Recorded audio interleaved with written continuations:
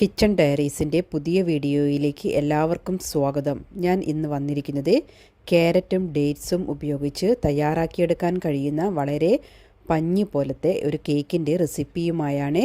ഇത് എങ്ങനെയാണ് ഉണ്ടാക്കുന്നതെന്ന് നമുക്ക് നോക്കാം. ഇതിനായി ചുവട് കട്ടിയുള്ള ഒരു പാൻ അടുപ്പിൽ വെച്ചതിന് ശേഷം അതിനകത്തേക്ക് 1/2 കപ്പ് അളവിൽ പഞ്ചസാര ചേർത്ത് കൊടുക്കുക. പിന്നീട് തീ മീഡിയം ഫ്ലെയിമിൽ വെച്ച് ഇത് മെൽറ്റാവുന്ന സമയം വരെ വെയിറ്റ് ചെയ്യാം. അപ്പോൾ ഇത് നന്നായിട്ട് ബ്രൗൺ കളറായി തുടങ്ങിയ സമയത്ത് മാത്രമാണ് ഞാൻ ഇതിനകത്തേക്ക് ഒരു സ്പാറ്റില യൂസ് ചെയ്ത് ഇളക്കിയിട്ട് കൊടുക്കുന്നത്. ഇപ്പോൾ പഞ്ചസാര നന്നായിട്ട് മെൽറ്റായി വന്നിട്ടുണ്ട്. അപ്പോൾ പലരും പറയുന്നതാണ് കേക്ക് ഉണ്ടാക്കുമ്പോൾ ഈ കാരമൽ സിറപ്പ് തയ്യാറാക്കുന്നത് ശരിയാവുന്നില്ല എന്ന്. പക്ഷേ ഈ ഒരു രീതിയിൽ ഉണ്ടാക്കിയെടുത്തു കഴിഞ്ഞാൽ നിങ്ങൾക്ക് പെർഫെക്റ്റായിട്ട് തന്നെ ഉണ്ടാക്കിയെടുക്കാൻ കഴിയും.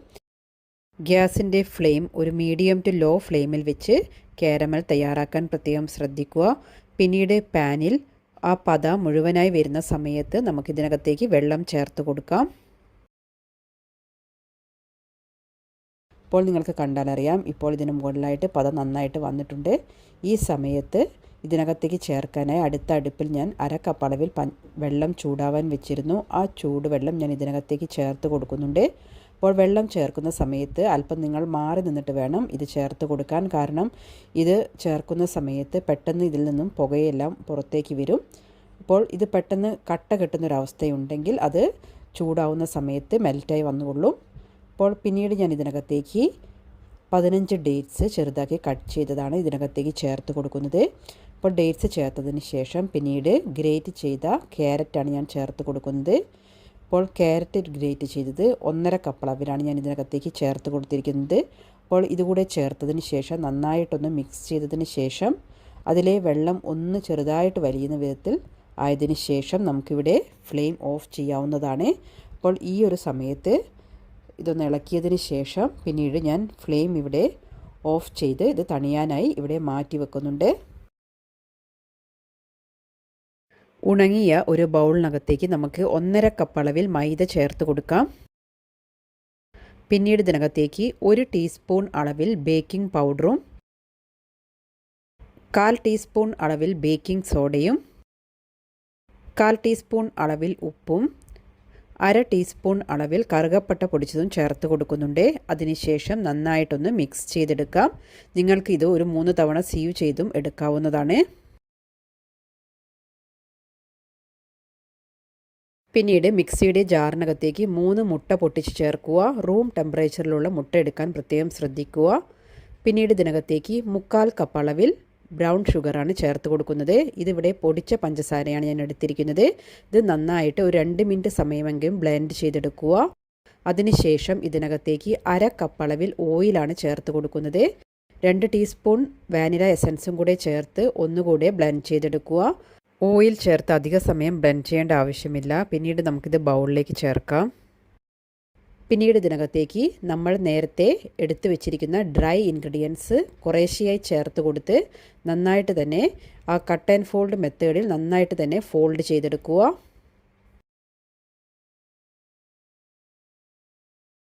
ഇങ്ങനെ മൈദ ഞാനിവിടെ 2-3 തവണയായിട്ടാണ് ചേർത്ത് കൊടുത്തിട്ട് ഇത് നന്നായിട്ട് മിക്സ് ചെയ്തെടുക്കുന്നത്.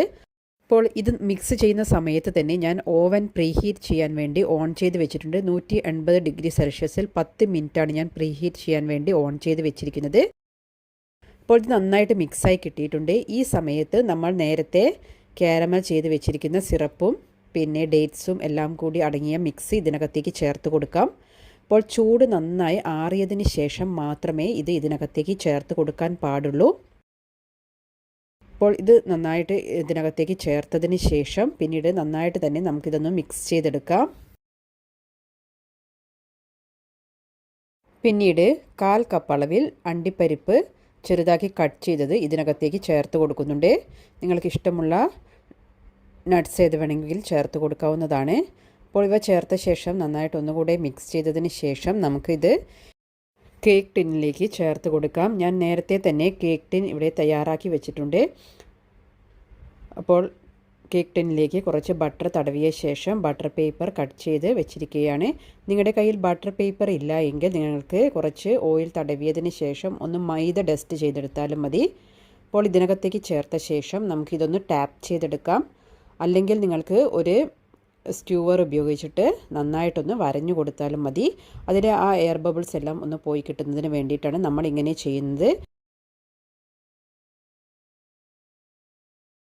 പിന്നീട് ഇതിന് മുകളിലായിട്ട് കുറച്ച് ആൽമണ്ട് ചെറുതായി കട്ട് ചെയ്ത് ഞാനൊന്ന് ഡെക്കറേറ്റ് ചെയ്തെടുക്കുന്നുണ്ട്.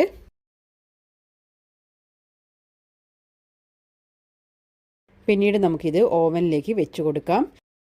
180 ഡിഗ്രി സെൽഷ്യസിൽ 30 മിനിറ്റും പിന്നീട് 165 ഡിഗ്രി സെൽഷ്യസിൽ 25 മിനിറ്റ് സമയവുമാണ് ഞാൻ ബേക്ക് ചെയ്യാൻ എടുത്തിരിക്കുന്നത്.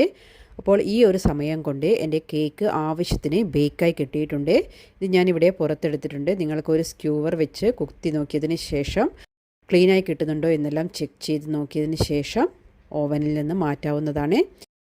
ഇപ്പോൾ നമ്മുടെ വളരെ ടേസ്റ്റി ആയിട്ടുള്ള ക്യാരറ്റ് ഡേറ്റ്സ് കേക്ക് ഇവിടെ തയ്യാറായിട്ടുണ്ട്. നിങ്ങളെല്ലാവരും ട്രൈ ചെയ്ത് അതിൻ്റെ കമൻസ് എല്ലാം അറിയിക്കുക.